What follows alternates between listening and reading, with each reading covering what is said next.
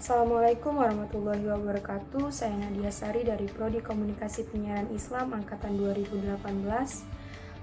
Baiklah, tugas ini dibuat untuk memenuhi mata kuliah teknik lobby dan komunikasi.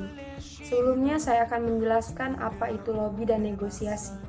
Lobby merupakan suatu upaya pendekatan yang dilakukan untuk mempengaruhi dengan tujuan kepentingan tertentu. Sedangkan negosiasi adalah sebuah proses yang terjadi antara dua pihak atau lebih yang pada mulanya memiliki pemikiran yang berbeda hingga pada akhirnya mencapai kesepakatan bersama. Baiklah, di sini saya akan memaparkan sedikit penjelasan tentang perusahaan swasta terhadap perusahaan swasta terkait untuk mengajak bekerja sama. Baiklah, terdapat 4 cara untuk melobi. Yang pertama, tidak langsung. Lobby bisa dilakukan dengan cara tidak langsung. Hal ini mengandung pengertian tidak harus satu pihak atau satu orang yang berkepentingan menghubungi mendekati sendiri pihak lain yang mau dilobi. Pendekatan itu bisa dilakukan dengan perantara pihak lain, terutama yang dianggap punya akses atau mempunyai hubungan yang dekat dengan pihak yang dilobi. Dalam hal seperti ini, maka satu hal yang sangat penting diperhatikan oleh pihak yang melobi adalah kepercayaan atau kredibilitas pihak ketiga yang dijadikan perantara atau penghubung tersebut. Selanjutnya, kendala lain dengan sampai gara-gara lobi yang dilakukan dengan menggunakan jasa pihak lain atau pihak ketiga justru merupakan hubungan yang sudah ada karena kesalahan atau ulah pihak ketiga tersebut. Kendala lain dalam menggunakan cara tidak langsung adalah pihak ketiga atau perantara tersebut tidak selalu menguasai atau mengerti permasalahan atau objek yang jadi sasaran.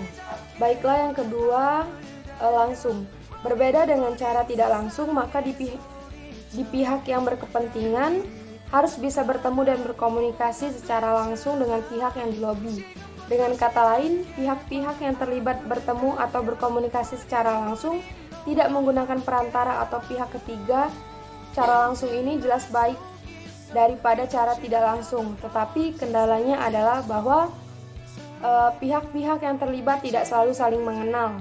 Yang kedua, tidak semua orang mempunyai kemampuan berkomunikasi dengan baik. Yang ketiga, kesan terhadap pribadi tidak selalu sama dengan kesan terhadap lembaga. Selanjutnya, yang ketiga, terbuka. Yang dimaksud dengan cara terbuka adalah lobby yang dilakukan tanpa ketahuan untuk diketahui orang lain. Lobby yang dilakukan secara terbuka memang tidak harus berarti dengan sengaja diekspos atau diberitahukan kepada halayak, tetapi kalaupun diketahui masyarakat bukan merupakan masalah. Selanjutnya, yang terakhir, itu tertutup. Yang dimaksud lobby dengan cara tertutup adalah apabila lobby dilakukan secara diam-diam agar tidak diketahui oleh orang lain, apalagi masyarakat. Lobby dengan cara ini biasanya bersifat perorangan, yaitu dengan melakukan secara pribadi atau oleh seorang pada orang tertentu. Lobby dengan cara ini dilakukan karena apabila sampai diketahui oleh pihak lain, maka bisa berakibat negatif atau merugikan pihaknya melakukan lobby tersebut maupun pihak yang dilobi. Dan selanjutnya, agar lobby yang dilakukan berhasil dengan baik atau sekurang-kurangnya tidak menimbulkan penolakan yang mungkin keras atau sikap antisipasi, maka perlu kiranya diperhatikan beberapa petunjuk teknis sebagai berikut. Yang pertama, perlu mengenal atau mengidentifikasi target lobby dengan baik. Yang kedua, performance, menampilkan diri yang baik.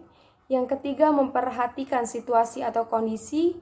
Yang keempat, mengemas pesan. Yang kelima, jangan takut gagal. Mungkin itu saja yang bisa saya sampaikan. Saya akhiri. Wassalamualaikum warahmatullahi wabarakatuh.